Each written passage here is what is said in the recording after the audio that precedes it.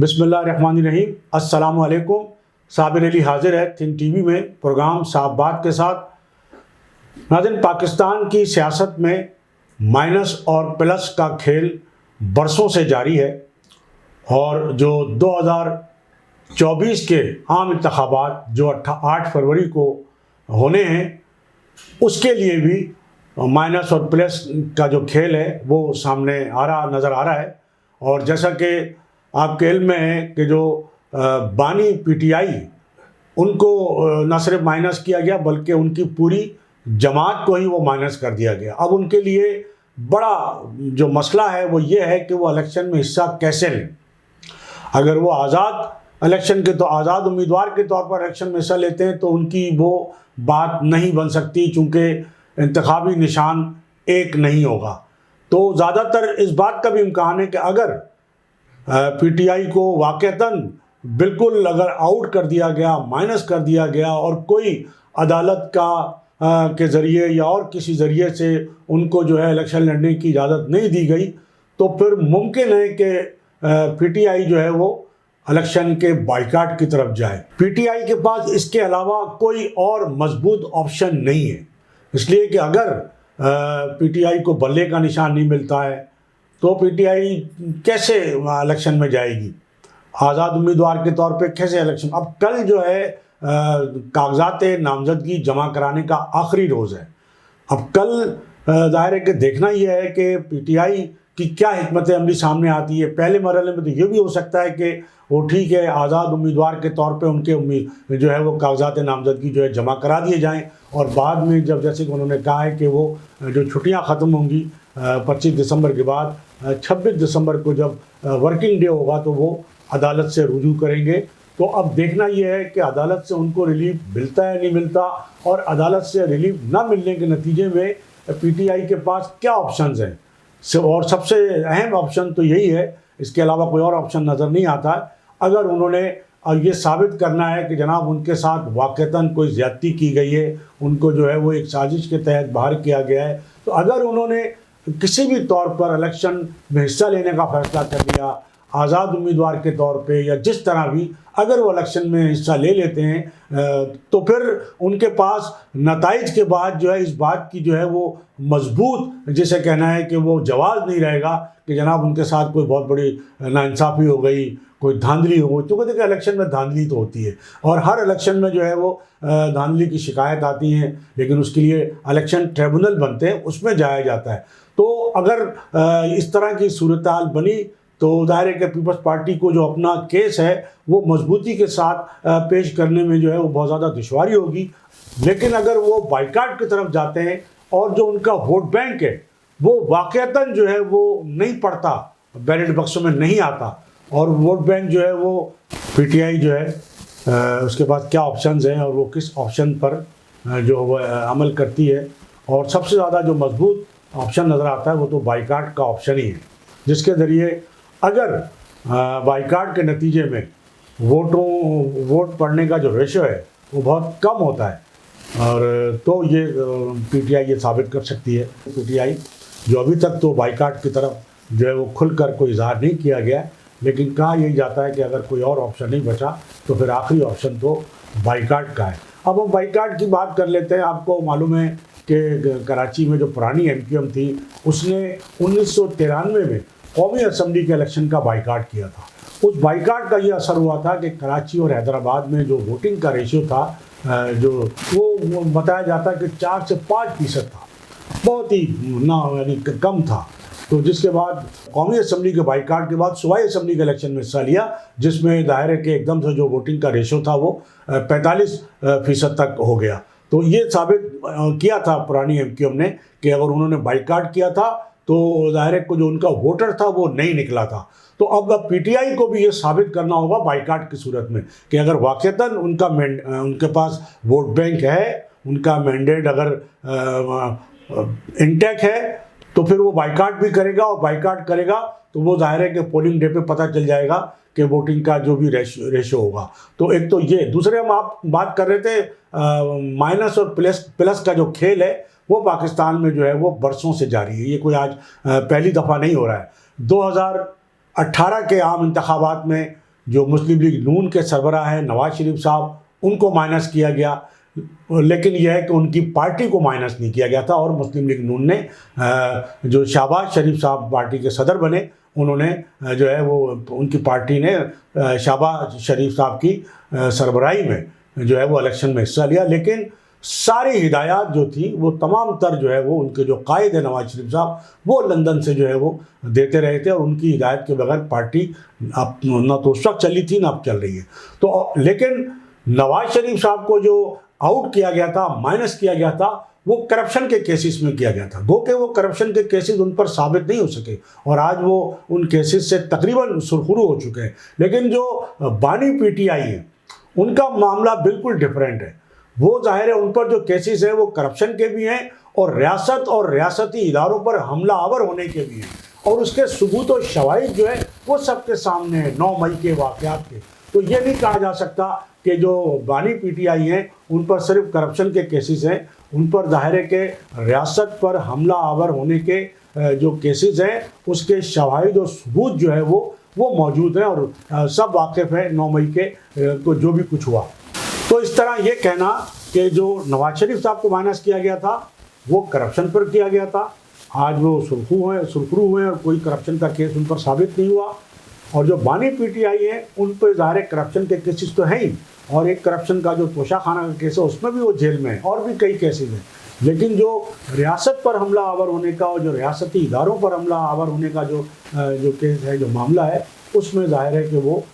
उस सबूत और शवाहिद के साथ सारे जो वाक़यात मौजूद हैं। अब हम बात कर लेते हैं जो अहम पीटीआई के जो कराची के जो MNA 2018 में जो मुंतखब हुए थे, NA 242, और जो वल्दिया टाउन की जो नशिस्त थी उससे फैसल वाबडा साहब, उस वक्त ये सूरत हाल थी कि जो मुस्लिम लीग नून के जो सदर हैं शहबाज शरीफ साहब, वो वहाँ से उम्मीदवार थे, और पीटीआई के टिकट पर जो है फैसल वाबडा इलेक्शन लड़ रहे थे। और हमने आपसे पहले भी बताया था कि तमाम तर जितनी भी इत्तलात थी उसके मुताबिक शहबाज शरीफ साहब इलेक्शन जीत रहे थे। लेकिन जाहिर है कि उस वक्त जो एक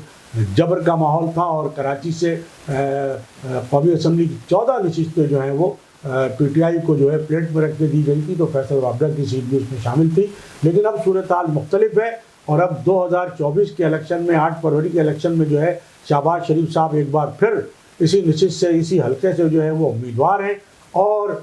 इसी हल्के से MQM पाकिस्तान के सीनियर डिप्टी कन्वीनर मुस्तफ़ा कमाल साहब भी उम्मीदवार हैं। और फैसल वाबडा साहब के लिए भी कहा जा रहा है कि चूँकि उन्होंने जो पाकिस्तान पीपल्स पार्टी के जो शरीक चेयरमैन हैं आसिफ अली जरदारी साहब, उनसे जो ताज़ा मुलाकात किए, उसमें जाहिर है कि वो मुलाकात कोई कारोबारी मुलाकात तो नहीं है, वो सियासी कारोबारी मुलाकात तो उसको की जा सकती है, कहा जा सकता है कि वो सियासी कारोबारी मुलाकात हो। तो यकीनन उनको सियासत में उनको जो है वो इन रहना है, तो वो पीपल्स पार्टी उन्होंने उनको ज्वाइन करनी है। और पीपल्स पार्टी ज्वाइन करने के बाद इस बात के इम्कानात है कि उनको उसी नशिस्त से जो है जरदारी साहब इलेक्शन लड़ाएंगे जो उनकी साबका नशिस्त थी फैसल वाबडा साहब की, और इस तरह वो मुस्लिम लीग नून को जो है वो एक सख्त पैगाम जो है वो दे सकते हैं फैसल वाबडा को वहाँ का टिकट दे के, और ज़ाहिर है कि एक अच्छा वहाँ पर जो है वो मुकाबला होगा, और इस तरह मुस्लिम लीग नून और पीपल्स पार्टी का वहाँ सख्त मुकाबला होगा। लेकिन MQM पाकिस्तान के जो अहम उम्मीदवार हैं सीनियर डिप्टी कन्वीनर मुस्तफ़ा कमाल साहब भी जो है वहाँ से उम्मीदवार हैं, और MQM पाकिस्तान ने इस बात की सख्ती से तरदीद कर दी है कि MQM पाकिस्तान की मुस्लिम लीग नून से इस नशिस्त पर या किसी भी नशिस्त पर किसी भी जमात से किसी किस्म का कोई सीट एडजस्टमेंट हुआ है। लेकिन ये बात सबके इल्म में है कि MQM पाकिस्तान और मुस्लिम लीग नून के दरमियान राब्ते हुए थे, मुलाकातें हुई थी, और एक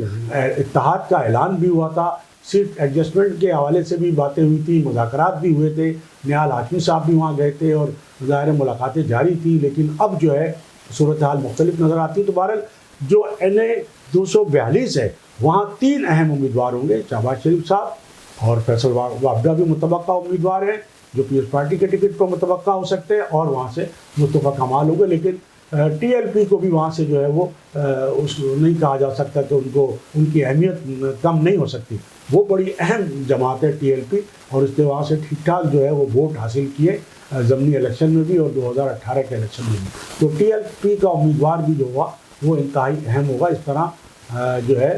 ये 4 अहम जमातें होंगी जिनमें न सिर्फ इस नशिस्त का मुकाबला होगा बल्कि कराची की और कई नशिस्तों पर भी जो है वो मुकाबला मुतवक्का है। फैसल वाबड़ा के बारे में ये बात भी कही जाती है कि PTI ज्वाइन करने से पहले और 2018 के इलेक्शन से पहले जब 2013 के इलेक्शन हो रहे थे तो उस वक्त जाहिर है कि कराची में MQM जो थी, पुरानी MQM जो थी, उसकी पोजीशन खासी मजबूत थी। तो 2013 के इलेक्शन में फैसल वाबड़ा ने कोशिश की थी कि उन्हें कौमी असम्बली के नशिस्त के लिए MQM का टिकट मिल जाए और उन्होंने इस हवाले से जो साबिक गवर्नर सिंध थे उनसे कोई राब्ते भी किए थे, लेकिन उनको MQM का टिकट उस वक्त नहीं मिला था, जिसके बाद उन्होंने 2018 के इलेक्शन से पहले ही जो है वो PTI जो है वो ज्वाइन कर ली थी और PTI को उन्हें टिकट मिल गया था। तो ये भी बहरहाल उनके हवाले से इत्तलात जो है वो हमने कहा आपको हम शेयर करते चलें। अब कल इतवार का जो दिन है नाज़रीन, वो जो कागजात नामजदगी के हवाले से ज़ाहिर आखिरी रोज़ है। बड़ी अहम बात यह है कि अभी तक जो 3 दिन जो पहले थे और आज का चौथा दिन था, MQM हकीकी की जानिब से और ख़ास तौर पर MQM हकीकी की जो चेयरमैन है आफाक अहमद की जानिब से किसी भी हल्के से कागजात नामजदगी दाखिल करने की कोई इत्तलात जो है वो नहीं है और MQM हकीकी का जो शोबा इत्तलात है वो भी इस हवाले से खामोश है और किसी किस्म की कोई ख़बर भी नहीं जो है इस इलेक्शन के हवाले से जो है वो कागजात नामजदगी है किसी भी हवाले से कोई ख़बर जो है न तो आज कोई शोबा नशर अशात जो है MQM हकीकी का कोई जारी हुई, ना गुज़िश्ता रोज़ जारी हुई थी। तो अभी तक इस हवाले से MQM हकीकी जो है वो बिल्कुल खामोश नज़र आती है। लेकिन कल का दिन बाकी है, आखिरी रोज़ है कागजात नामजदगी का। अब देखना ये है कि आफाक अहमद ख़ुद मैदान में आते हैं या उनके कोई उम्मीदवार जो है वो मैदान में आते हैं, लेकिन अभी तक कोई इस हवाले से इत्तलात नहीं है। आपके इल्म में है कि आफाक अहमद साहब के लिए भी सियासत करने की बड़ी मुश्किलात हैं और वो ख़ुद अपने बयानात में ये कह चुके हैं कि जनाब उन्हें तो किसी किस्म का कोई जलसा करने की, कोई कॉर्नर मीटिंग करने की और किसी किस्म की जो है वो सियासी जो एक्टिविटीज़ करने की जो है वो इजाज़त नहीं दी जा रही है और वो 3 दफ़ा जो है वो जलसा करने के लिए जो है वो NOC के लिए दरख्वास्त दे चुके हैं, लेकिन उनको NOC नहीं मिल सकी। तो पहले भी हमने कहा था कि आफाक अहमद साहब जो ज़ाहिर के इस्टेब्लिशमेंट के लाडले थे कभी, लेकिन आज वो जो है इस्टेब्लिशमेंट के लाडले होना तो दूर की बात है, बल्कि वो इलेक्शन से भी जो है इंतखाबी अमल से भी जो है खासे दूर नज़र आते हैं। दूसरी जानिब हम पुरानी MQM के हवाले से आपको बताते चलें कि जो उन्होंने एक ऐलान किया था, जो इंतखाबी जो फॉर्म जो है वो जमा कराने के लिए कहा था इंटरनेशनल सेक्रेटेरिएट में, तो उस हवाले से बताया जाता है कि जो उनके एक अहम बुज़ुर्ग कारकुन हैं आफ्ताब बकाई साहब, उन्होंने जो है वो कागजात नामजदगी जो है वो जमा करा दिए और उनको कागजात नामजदगी जमा कराने में किसी किस्म की कोई जो है मुश्किल सूरत हाल जो पेश नहीं आई है और उनके कागजात नामजदगी जमा हो गए। तो बड़ी अहम खबर है ये, और ये पहले उम्मीदवार हैं इस तरह। और आफ्ताब बकाई साहब ने NA 232 और NA 248 से कागजात नामजदगी जमा कराए हैं। ताहम इनके अलावा अभी तक कोई ऐसा जो है उम्मीदवार या कोई आज़ाद उम्मीदवार कोई ऐसा सामने नहीं आया है, लेकिन आफ्ताब बकाई का जो है सामने आना और कागजात नामजदगी जमा कराना और अभी तक किसी किस्म की उन पर कोई उनको रोके जाने या उनके ख़िलाफ़ कोई ऐसी कार्रवाई की जाने की कोई इत्तला नहीं सामने आई है। तो ये बड़ी अहम खबर है, अहम बात है कि जो एक ऐसी जमात के कि जिसका ये दावा है कि उसको इलेक्शन लड़ने की इजाज़त नहीं है, तो उनका एक जो रहनुमा है, जो रुकन है, एक उम्मीदवार है, वो कम अज़ कम जो है सामने आ गया और उसके कागजात नामजदगी जमा हो गए। लेकिन अब आइंदा क्या होता है, आगे क्या होता है, कितने लोग मज़ीद आज़ाद उम्मीदवार के तौर पे सामने आते हैं या किसी प्लेटफॉर्म से आते हैं और मज़ीद इस हवाले से क्या सूरत हाल सामने वाज़ेह होती है, तो ये यकीनन जैसे जैसे जो सूरत हाल सामने आती जाएगी इसके हवाले से हम आपको बताते जाएंगे। तो नाज़रीन, आज की गुफ्तगू का अख्ताम करने से कबल मेरी आपसे यही गुजारिश होगी कि आप थिंक TV HD चैनल को सब्सक्राइब कर लें, अपने दोस्तों में शेयर करें और लाइक करें। इसके साथ ही नाज़रीन, आज की इस नशिस्त से साबिर अली की इजाज़त, अल्लाह हाफ़िज़। चैनल थिंक TV HD को सब्सक्राइब ज़रूर कर लें और बेल आइकन का बटन दबाएं ताकि हमारी नई आने वाली वीडियोस पर वक्त आप तक पहुंच सकें। शुक्रिया।